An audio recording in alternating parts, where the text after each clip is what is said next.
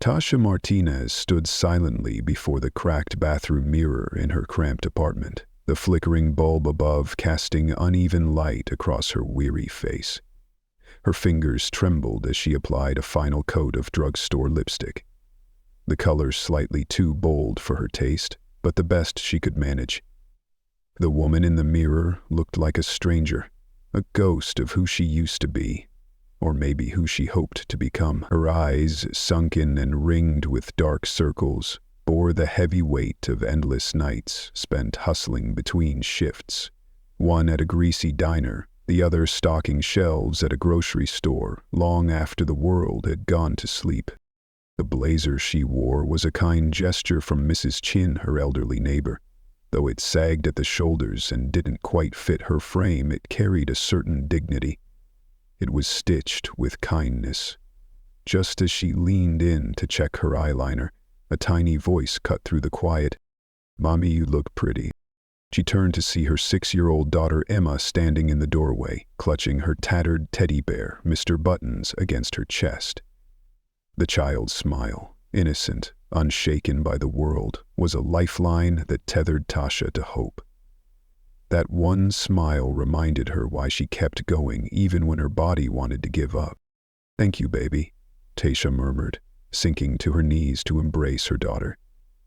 Emma's strawberry-scented shampoo, the only luxury Tasha had allowed herself to splurge on last week, filled her senses. She held her tighter than necessary, grounding herself in the warmth of her child's tiny arms. "Mommy's going to try really hard to get this job today," she whispered, trying to convince herself as much as Emma. Emma's voice was soft, almost cautious. "If you get it, can we buy the real cereal? The one with the tiger?" Tasha's throat tightened. For months, they'd been making do with off-brand versions and pantry staples that stretched just far enough.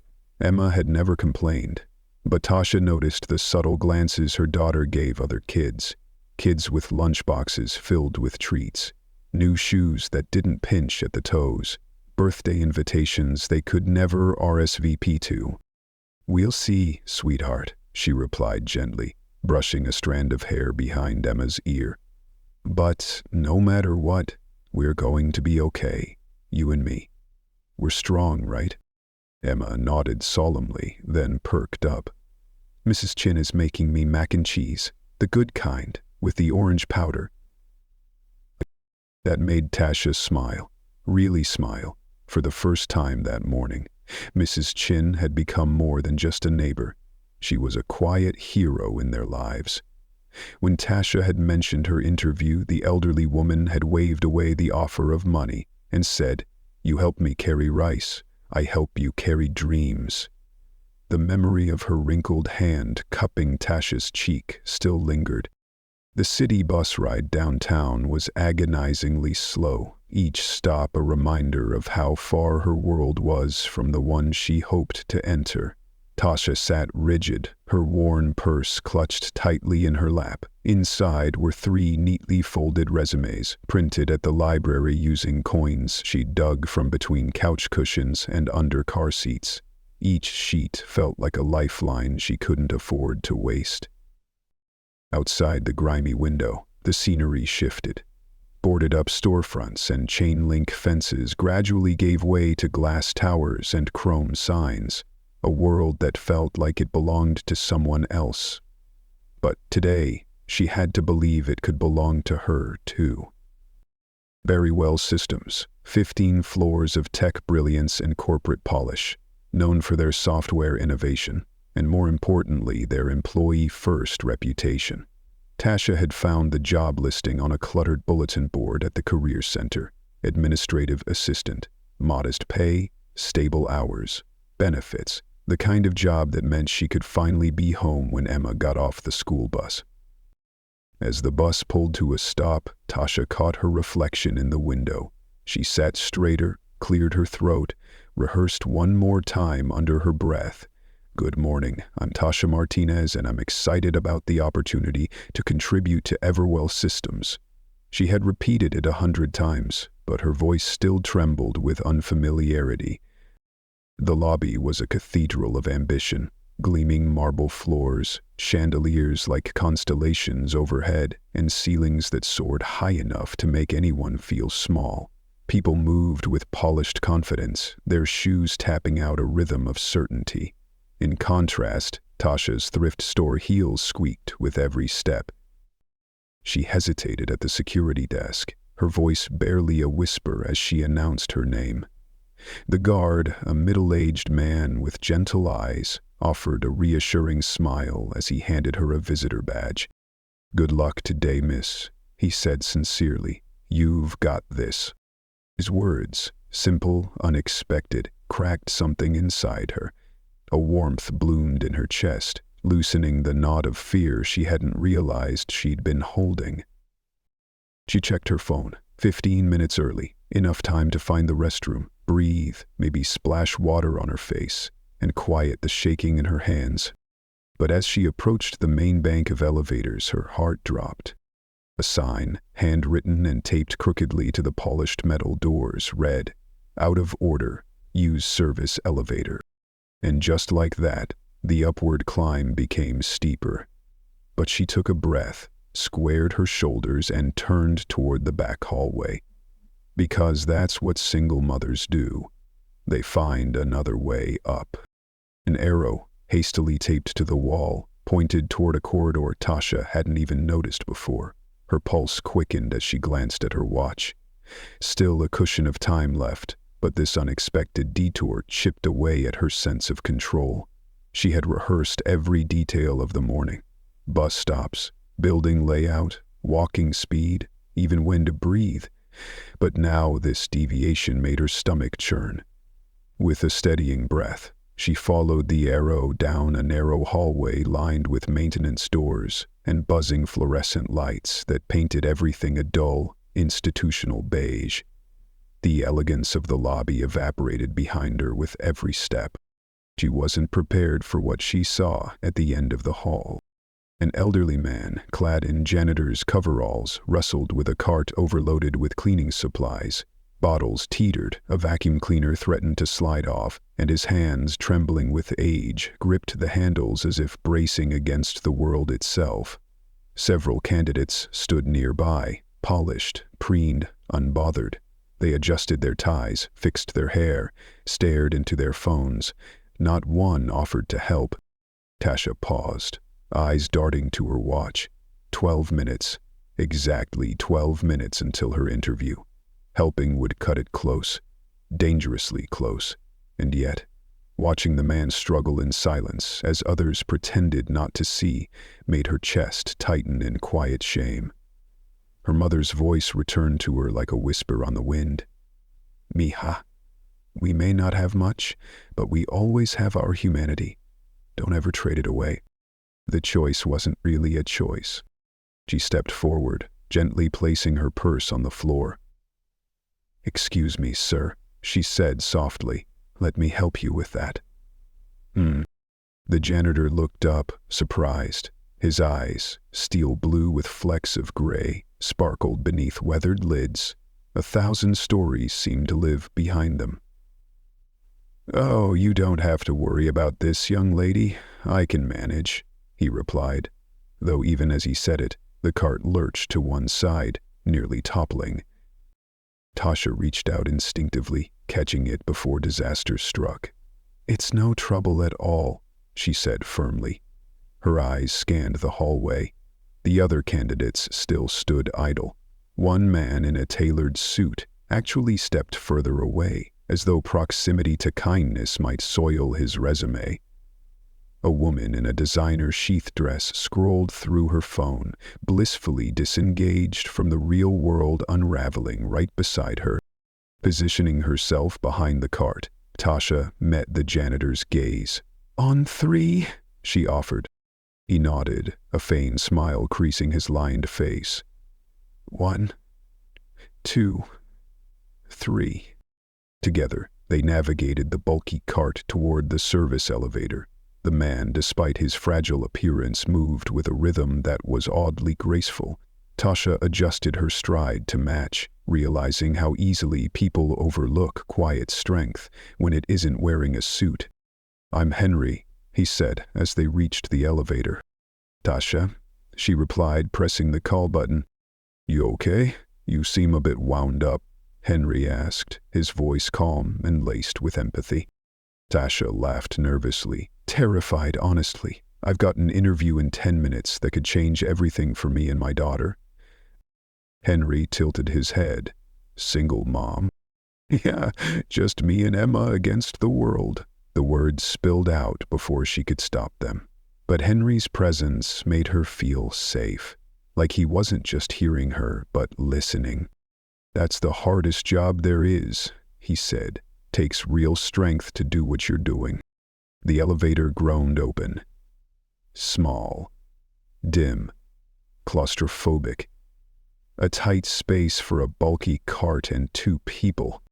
"I'll hold the door," Tasha offered, using her body to wedge the doors apart as Henry maneuvered the cart inside. "This old vacuum's been acting up for weeks," he muttered, wincing as it scraped the doorway. Behind them, frustration mounted. The suited man sighed audibly, checking his Rolex every few seconds. The woman in the sheathed dress tapped her foot against the floor like a ticking metronome of disapproval. "Some people need to learn about time management," she muttered, just loud enough. Tasha's cheeks burned, but she kept her focus on helping Henry secure the cart. "What floor are you headed to?" he asked as they both stepped inside. 15th, she replied, her stomach lurching. "The interview." "Executive floors," Henry nodded, pressing the button. "Big day." Tasha exhaled. "It is. I really need this job." "I can tell," he said kindly. "You've got fire, young lady." The elevator jolted to a stop, and the doors opened onto a hallway that belonged to a different world. Cream-colored walls, soft lighting, floral arrangements that probably cost more than her weekly groceries.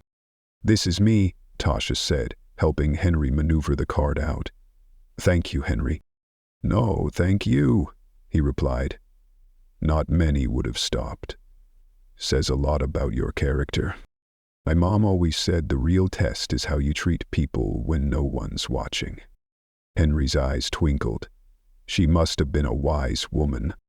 "She was," Tasha murmured, swallowing the ache in her throat. Her mother had died 3 years ago, but her spirit had never left. "Well, good luck in there," Henry said. "I've a feeling they're about to meet someone very special." As the elevator doors closed behind him, Tasha turned and made her way to the reception desk, her heels clicking against marble. Her watch showed exactly 3 minutes to spare. Tight, but still possible. The reception area gleamed with sleek modernity. A woman with a perfect chignon and pristine manicure sat behind the desk. Her nameplate read Jessica. Tasha approached, her heart pounding. "Good morning," she said, trying to sound composed. "I'm Tasha Martinez. I have a 10:30 interview for the administrative assistant position." Jessica's smile faltered as she glanced at her screen, then the wall clock. "Ms. Martinez, your interview was scheduled to begin 12 minutes ago." Tasha blinked. The words didn't register. 12 minutes? Yes, the panel has already moved on to the next candidate. The breath caught in her throat. 12 minutes. The same 12 minutes she had spent helping Henry. "I'm so sorry," she stammered. "The main elevators were out. I had to take the service elevator and—" "I'm afraid not," Jessica cut her off, her tone cool. "Mr. Davidson, our HR director, maintains a strict schedule. Being late suggests poor time management and a lack of respect for company time." Tasha stood frozen, humiliated. From the corner of her eye, she saw the man in the expensive suit emerge from a conference room, shaking hands with a sharply dressed executive. "Thank you so much for your time, Mr. Davidson," the man said confidently. "I look forward to hearing from you soon." As he passed by, he threw Tasha a smug glance. "Looks like punctuality really does matter," he said under his breath. "Better luck next time." Tasha didn't move. Her heart, once filled with hope, now ached with quiet devastation. She had done the right thing. But at what cost? Tasha's cheeks burned, not just from embarrassment, but from a deeper ache, the kind that simmers when your good intentions cost you everything. She stood there, paralyzed, the sting of rejection still fresh. She wanted so desperately to explain, to tell them about Henry, about the heavy cart, about how no one else had bothered to help, but the words caught in her throat like glass. Excuses were for the weak, and she knew how easily desperation could be mistaken for incompetence. "I understand completely," she finally said, her voice surprisingly even despite the lump in her throat and the tears pressing behind her eyes. "Could I at least leave my resume in case another position opens up?" Jessica blinked, as if surprised by her composure. For a moment, the icy professionalism in her eyes melted into something almost human. Sympathy, maybe. Recognition. A flicker of memory from a life less polished. "Of course," she replied, her tone softening. "I'll make sure it gets to the right people." With trembling hands, Tasha reached into her purse and pulled out one of her carefully prepared resumes, each one printed with pennies she couldn't spare. As Jessica accepted it, her eyes skimmed the page. "You've got customer service and admin experience, currently working 2 jobs?" "Yes, ma'am," Tasha said with a nod. "I'm a single mother. I do what I have to for my daughter." Jessica's gaze lifted briefly, that flicker again. Something unspoken passed between them, an understanding, but just as quickly the professional mask snapped back into place. "I'll pass this along to HR," she said, sliding the resume into a folder. "Have a good day, Ms. Martinez." The ride down was excruciating.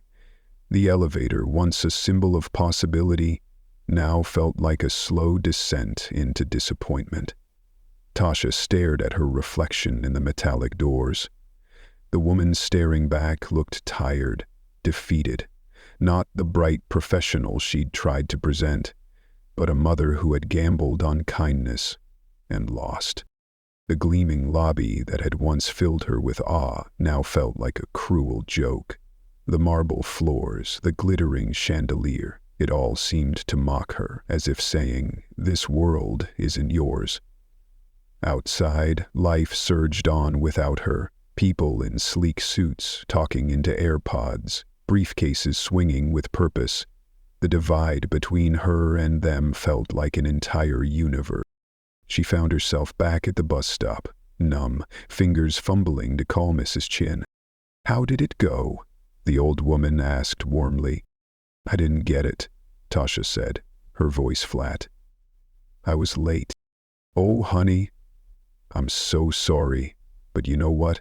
Their loss. Come home now. Emma and I made extra mac and cheese." The kindness in her voice cracked something open inside Tasha. "Thank you, Mrs. Chin. I'll be home soon." That evening, as she tucked Emma into bed, the question came, small, hopeful, and piercing. "Did you get the job, Mommy?" Tasha sat on the edge of the narrow mattress, smoothing Emma's curls back with trembling fingers. "No, baby. I didn't." "That enough?" the doctor asked hopefully. "Well, not. You're the smartest person I know." The innocence in her daughter's voice made Tasha's throat close. How do you explain to a child that sometimes the world punishes kindness, that goodness isn't always rewarded? "Sometimes doing the right thing doesn't come with a reward," she said finally, "but we still do it. Because it's who we are." Emma thought quietly, then said, "Like when you helped that man today?" Tasha blinked. "How did you know about that?" "You smell like cleaning stuff," Emma said matter-of-factly. "And you have that look. The happy, sad one." Tasha laughed softly, despite herself. "You know me too well. I'm proud of you, Mommy, even if you didn't get the job." As Tasha switched off the light and closed her daughter's door, she felt something unexpected. Peace. She had lost the opportunity, yes, but she hadn't lost herself. And maybe, just maybe, that was something even more important. The next morning was gray and wet, a drizzle coating the streets like a sigh. Tasha moved like a ghost through her routine, every moment tainted by yesterday's failure. Emma munched on her off-brand cereal, legs swinging under the kitchen chair, unaware of the storm in her mother's mind. Then the phone rang. No number. Normally Tasha wouldn't answer, but something told her to pick it up. "Is this Tasha Martinez?" a crisp, professional female voice asked. "Yes," says the she. "This is Margaret Winters, executive assistant to Mr. Everett Langston, founder and CEO of Everwell Systems. Mr. Langston would like to meet with you today at 2 p.m. Would that be possible?" Tasha's knees nearly buckled. Everett Langston. The Everett Langston. She'd read about him at the library. Self-made billionaire, philanthropist, known for his no-nonsense leadership. What could he possibly want with her? "Do you think there's a mistake?" Tasha stammered. "I missed the interview yesterday. I was late." "There's no mistake, Miss Martinez. Mr. Langston specifically requested to meet you. This isn't a standard interview. It's a personal meeting."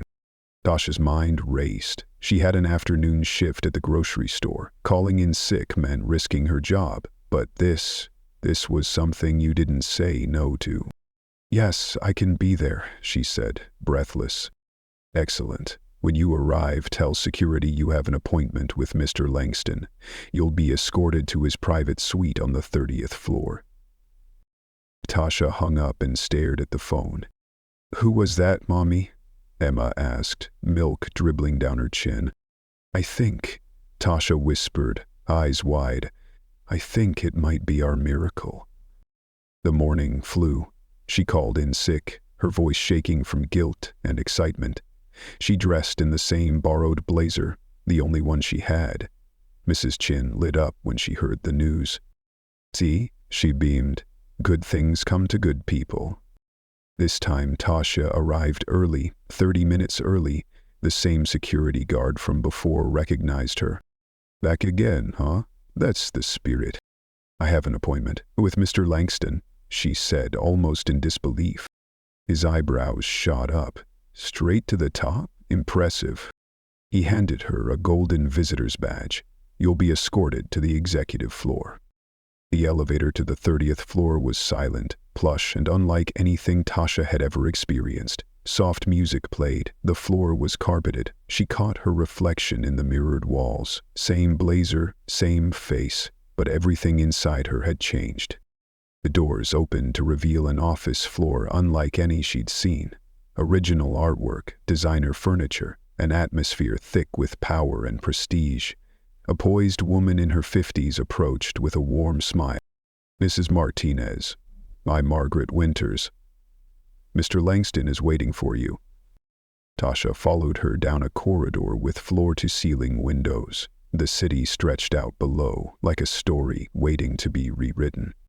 Margaret knocked on a pair of towering oak doors. "Come in," said a voice that felt oddly familiar. The doors opened, and Tasha's world stopped. There, behind a desk that could have belonged in a museum, wearing a perfectly tailored suit, sat Henry. The same Henry she'd helped with the cleaning cart. Same silver hair, same kind eyes, same smile. "Hello again, Tasha," he said.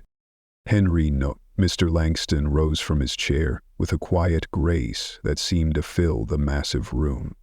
"Please, have a seat," he said, gesturing toward the leather chair across from him. Tasha's knees barely held her weight. She lowered herself into the chair slowly, as if her legs were made of water, her mind spiraling in disbelief. She stared across the desk, searching his face for signs she might be dreaming. You're not a janitor," she whispered. Henry's Langston's chuckle was exactly as she remembered it from the service elevator. Warm. Disarming. Human. "Well, technically I do own the building," he said, a smile playing at the corners of his mouth. "So, in some sense, I am responsible for keeping it clean. But no, janitorial duties aren't exactly in my job description. Her brow furrowed. Then, why? Why were you pushing a cart and mopping floors? His expression shifted. The humor faded, replaced by something deeper. Conviction. Because, Tasha, in over 40 years of building this company, I've learned something vital. You can't judge a person's character from a resume, or even from a flawless interview. Real character reveals itself when people believe no one important is watching. Her heart thundered in her chest, as if it were trying to break free. The edges of her vision blurred as the weight of his words settled over her. The other candidates, he continued, his voice hardening slightly, walked past an elderly man in need. They didn't see me, they saw someone beneath them, and acted accordingly. He paused, then added with pointed calm, including the gentleman we provisionally hired yesterday. I rescinded his offer this morning. Tasha blinked. You watched them? He turned his computer screen toward her. A video played. Clear security footage from the service elevator hallway. There she was, struggling beside him with the heavy cart, as others walked by, oblivious or indifferent. We have cameras throughout the building, he said. What I saw yesterday wasn't just kindness, it was integrity. You helped someone you thought could do nothing for you. You risked something important for someone you didn't know. That's the kind of character I want at the heart of Everwell. Tears stung her eyes. I still don't understand why you'd. All of this for someone like me? Mr. Langston leaned forward, his voice quieter now. Because we built Everwell on one principle. People matter more than profit. And yesterday you reminded me that principle still means something. He opened a folder on his desk. Now, let's talk about your future. Tasha wiped her eyes, her breath catching. Mr. Langston, Yesterday I truly believed I'd ruined everything. I walked home thinking that I'd failed, that I'd never get a chance like this again. You're exactly where you belong, he said, gently. But why go to such lengths? She asked, her voice cracking. Why pretend to be someone else? Langston stood and walked to the floor-to-ceiling windows, hands in his pockets. The skyline stretched out in brilliant symmetry, but he looked beyond it, far beyond it. 15 years ago I hit bottom. The company was floundering, my marriage was falling apart. I was working 18-hour days trying to hold everything together. One night I found Carlos, our night janitor, crying in the supply closet. He turned back to her. His daughter needed surgery. He was working 3 jobs and still couldn't afford it. He'd worked for us for 8 years, and I didn't even know his last name. That night broke something in me. Or maybe it woke something up. Langston sat again, more slowly this time. I paid for the surgery, but more importantly, I made a vow to never stop seeing the people who make this company possible. And I began experiments, disguises, small tests of character. I've been a delivery driver, a temp, even a doorman. You'd be shocked at what people reveal when they think you're irrelevant. He smiled, but it was tinged with sadness. And frankly, most of what I've learned has been disappointing, until yesterday. Tasha sat in silence, overwhelmed by the gravity of his words. I did what anyone should do, she whispered. He spoke fast, as he intended, placing a small kiss on the corner of her mouth. And that's the tragedy, Tasha. Most people don't. In 5 years, I've tested 43 candidates this way. You're the first one who stopped to help. The number hit her like a blow. 43 people had walked past someone in need, but she had stopped, and that had changed everything. Mr. Langston opened the folder fully now. The administrative assistant position, the one you applied for. It's yours, if you still want it. She gasped. That job would change our lives. The salary is $65,000, 0 cents, plus full benefits, health insurance, paid leave, and a college savings plan. For Emma. Her hands flew to her mouth. Tears rolled freely down her cheeks. Mr. Langston, I don't even know what to say. Don't say anything just yet. Because I have something more. His eyes lit up with the same spark she saw when he had first smiled at her in the elevator. I want to offer you something bigger. A challenge. A purpose. I want you to help me build something new. He pulled out a thick set of documents and spread them across the desk. Mission outlines, organizational charts, budget drafts. It's called the Second Chance Program, he said. A structured path for people like you. Single parents, folks re-entering the workforce, people who faced setbacks. To find meaningful careers. It's not just about hiring. It's about mentorship, education, support. Tasha stared at the papers, her mind spinning. You want me to run this? I want you to build it, Langston said. From the ground up, because you understand the struggle, because you've lived it, because I believe in what you can do. Her voice was barely a whisper. But I've never developed a program. I don't have a degree. Langston held up a hand. You have grit, compassion, vision. That's what I need. Degrees can teach skills, but heart, he tapped his chest. Heart can't be taught. Tasha finally let the tears come, not because she was broken, but because for the first time in a very long time, someone saw her whole and believed she was more than enough. Yesterday, you showed me something no MBA program can teach, Langston said, his voice softer now, filled with reverence. You showed me compassion, integrity, the ability to see people not just as roles or resumes, but as human beings worthy of dignity and help. That's rarer than you might think. He slid a contract across the desk toward her. The position starts at $90,000 a year. There are performance bonuses tied to the program's success. You'll lead a team of 5, manage a substantial budget, and, more importantly, you'll have the power to change lives. Tasha stared at the contract. Her fingers trembled as she picked it up. The numbers, the title, the sheer scale of it all. It felt like she was holding a dream. One she'd never dared voice out loud. Why are you doing this? She asked quietly. Why me, really? Langston was quiet for a long time. His face became still, not unreadable, but reverent, as though he were remembering something sacred. Because 35 years ago I was a single father too, he finally said. Working 3 jobs after my wife left. I was scared, broke, and exhausted. One day a stranger helped me, gave me a break when no one else would. That act of kindness changed everything for me. I've spent the rest of my life trying to pay it forward.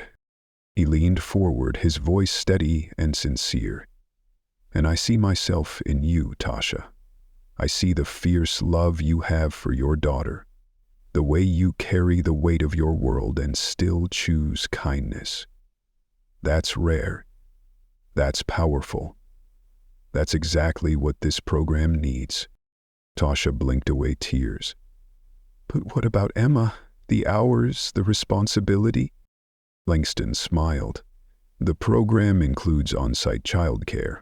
Emma would attend one of the best private schools in the city, tuition paid by the company. You'll have flexible hours, the resources to be both a present mother and a leader. Tasha clutched the contract to her chest, speechless. Her eyes welled, and for the first time in years, the tears were made of hope, not fear. I need you to know, Langston added, this isn't charity. I'm not giving you a handout. I'm offering you this position because your character, your struggle, your lived experience, those are your qualifications. Tasha looked up, breathing deeply, tears streaking her cheeks. When would I start? 8 months later, Tasha stood in the same service elevator where everything had changed. But this time, she was the one observing, from behind a security monitor. On screen, 3 job candidates waited. Mike from facilities, today's undercover janitor, was struggling with a cart of cleaning supplies. 2 candidates stood by, disengaged. But the third, a nervous young man with worn shoes, stepped forward. Tasha smiled and spoke into her headset. "That's our guy. Now executive director of the Second Chance program." Her office on the 25th floor overlooked the city skyline. The walls were lined with framed letters and photos, each one a story of transformation. There was Maria, a former addict, now managing a retail store and reunited with her children. James, a homeless veteran turned certified IT technician. Sarah, a teen mom turned nursing student. The pilot project, once just a dream, had flourished. Over 200 businesses had joined, more than 800 people placed in permanent jobs. The program boasted an 89% retention rate after 1 year. But the numbers, impressive as they were, weren't what made her proud. It was the people. The lives changed. The second chances that now had names. "Ms. Martinez?" Her assistant, David, once a participant in the program himself, stood in the doorway. "Emma's school just called. She's ready for pickup." Tasha checked her watch. "Already?" He grinned. "And Mr. Langston said to tell you, stop worrying. The board's going to love it just as much as I do." She laughed. Even after all this time, big meetings made her heart race. Tomorrow's presentation could secure a statewide expansion. A dream that once felt distant now rested on the edge of real. The drive to Emma's school took her through her old neighborhood. She still lived in the same apartment, despite Langston's gentle nudges to move. It grounded her, reminded her of the woman she used to be, the woman who had stopped for an old man and changed her future. Emma burst from the school doors with her usual whirlwind of energy. "Mommy, guess what happened today?" "What happened, baby?" "There's a new girl in class. Her shoes had holes and some kids made fun of her. So I told them, shoes don't matter if the person is nice. Then I sat with her and shared my cookies." Tasha pulled the car to the curb and turned to face her daughter. "What happened then?" She smiled. "And now we're friends. Her name's Lucy and she draws butterflies." "They do. Which drives my car. I work at the same butterfly shop." Emma held up a crayon drawing, pure and imperfectly perfect. "You did good, Em. Really good. You always say helping matters, even when it's hard." Tasha's heart swelled. "That's right, baby. Sometimes the smallest thing, just seeing someone, can change everything." That evening, they ate dinner at their tiny kitchen table, now filled with fresh veggies, name-brand cereal, and Emma's chatter. As her daughter spoke, Tasha's mind wandered to the young man from earlier. Tomorrow he'd meet the team. His story sounded all too familiar. Divorced, 2 kids, warehouse job by night, online classes by day. Perfect. Later, standing by her window, city lights glowing beyond the glass, her phone buzzed with a text. "Langston, saw today's footage, another good one. Thanks to your eagle eye, the board's going to approve expansion tomorrow. I can feel it. Proud of you, Tasha." Carlos would be proud too. Carlos, the night janitor whose tears had once awakened a billionaire's empathy, whose daughter, now a thriving college sophomore, had hugged Tasha at the company picnic just last month. Some circles, it seemed, took decades to close. Before bed, Tasha paused before the same bathroom mirror where this all began. The woman staring back was no longer just a mother fighting to survive. She was a leader, a builder, a lifeline. Her eyes still held the same softness, but now they shimmered with clarity, confidence, and a quiet fire. She had not just changed her life, she'd opened a door for hundreds more. And as she switched off the light, One truth lingered in her mind. Sometimes, the smallest acts of humanity become the most powerful forces for change because you never truly know who's watching, or what might bloom from a single, ordinary choice to be kind.